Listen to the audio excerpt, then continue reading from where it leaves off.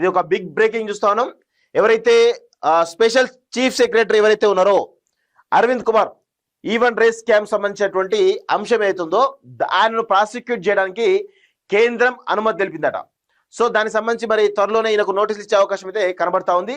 So formula ఈ car race కేసులో కీలకమైనటువంటి పరిణామం ఇది. సో మొన్నటిదాకా అరవింద్ ఎందుకు విచారించడం లేదు అంటే అది కేంద్రంలో ఉందని చెప్పేసారు. కేంద్రం కూడా ఆల్రెడీ ఓకే అయింది కాబట్టి మరి ఏం చేస్తో చూడాల్సిన అవసరం అయితే ఉంది.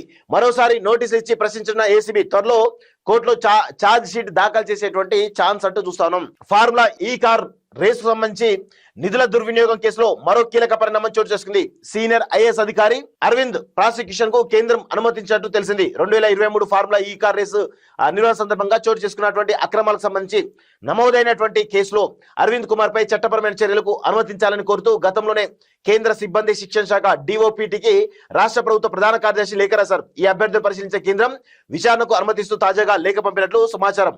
సో ఈ కేసులో A1 గా మాజీ మంత్రి కేటీఆర్, A2 గా సీనియర్ ఐఏఎస్ అరవింద్ కుమార్, మరికొందరు నిందితులుగా ఉన్నారు. అప్పట్లో హెచ్ఎండిఏ కమిషనర్ గా ఉన్నటువంటి అరవింద్ కుమార్ ఫార్ములా ఈ కార్ రేసు నిర్వహణలో అత్యంత కీలకంగా వ్యవహరించారు. కేబినెట్ ఆర్థిక శాఖ అనుమతులు లేకుండా ఎన్నికల కోడ్ అమల్లో ఉన్నటువంటి సమయంలో విదేశీ సంస్థలకు 55 కోట్లు చెల్లించారని ఆయనపై ఆరోపణలున్నాయి. ఈ కేసు సంబంధించి దర్యాప్తులో భాగంగా ఏసీబీ అధికారులు ఇప్పటికే అరవింద్ కుమార్ ను పలుమార్లు ప్రశ్నించారు. నాటి మంత్రి కేటీఆర్ ఆదేశాల మేరకే నిధులు విడుదల చేశామని, హైదరాబాద్ బ్రాండ్ ఇమేజ్ అంతర్జాతీయ స్థాయిలో దెబ్బకూడదనే ఉద్దేశంతోనే ఇలా చేయాల్సి వచ్చిందని ఆయన దర్యాప్తు అధికారులకు వాంగ్మూలం ఇచ్చినట్టు తెలిసింది. ఈ కేసులో మనీ లాండరింగ్, ఫెమా ఉల్లంఘన సంబంధించి ఎన్ఫోర్స్మెంట్ డైరెక్టరేట్ సైతం విచారణ జరుపుతుంది. గత ఏడాది నవంబర్ 29నే కేటీఆర్ ప్రాసిక్యూషన్ కు గవర్నర్ అనుమతించారు. తాజాగా ఇప్పుడు అరవింద్ కుమార్ ప్రాసిక్యూషన్ కు కేంద్రం అనుమతి రావడంతో మరోసారి నోటీసులు జారీ చేసి విచారణ చేపట్టేందుకు ఏసీబీ సిద్ధమవుతుంది. ఆ వెంటనే కోర్టులో ఛార్జ్షీట్ దాఖలు చేసేందుకు కసరత్తు చేస్తున్నట్టుగా తెలుస్తా ఉంది. వివాదాస్పదమైనటువంటి ఈ కార్ రేస్ వ్యవహారం ఏదైతే ఉందో దానిలో మనీ లాండరింగ్, ఫెమా నిబంధనలు ఉల్లంఘించినట్టుగా తేలుతా ఉంది. మరి దీనిపైన ఏసీబీ కూడా చాలా సీరియస్ గానే విచారణ జరుపుతున్నట్టు కనబడతా ఉంది. త్వరలోనే ఛార్జ్షీట్ చేసేటువంటి అవకాశాలు అయితే చాలా స్పష్టంగా కనబడతా ఉన్నాయి.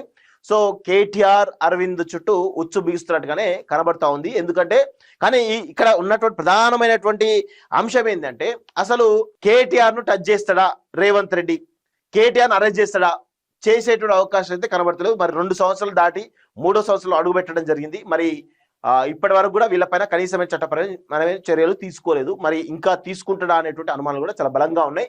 కేవలం రేవంత్ రెడ్డి బురదలేటువంటి ప్రయత్నం తప్ప వేరేమి చేయడం లేదని చాలా స్పష్టంగా తెలుస్తోంది.